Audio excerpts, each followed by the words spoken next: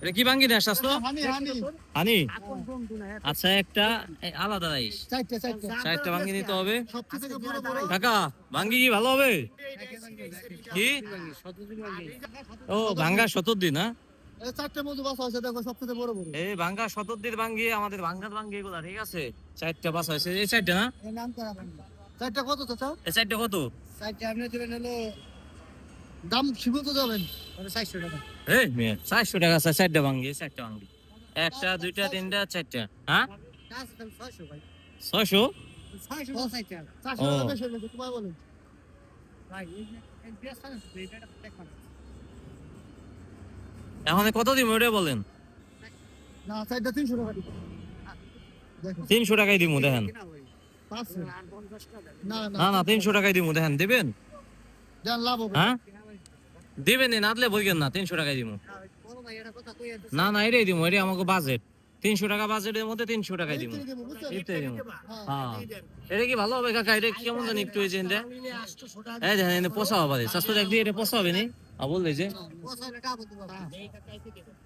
হ্যাঁ না না এই দেন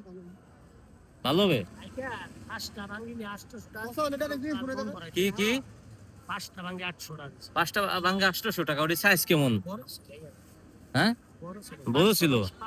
একটা আছে কত বড় এই তরমুজ লাগবে না ধর স্বাস্থ্য নে হ্যাঁ আবার কি ভাঙি লাগবে এ দুইটা চারটা আরে বাবা রে বড় কইলাম তো আমারটা দেন না বড় কোন দাম আবুল হাসান ভাঙ্গি নিবে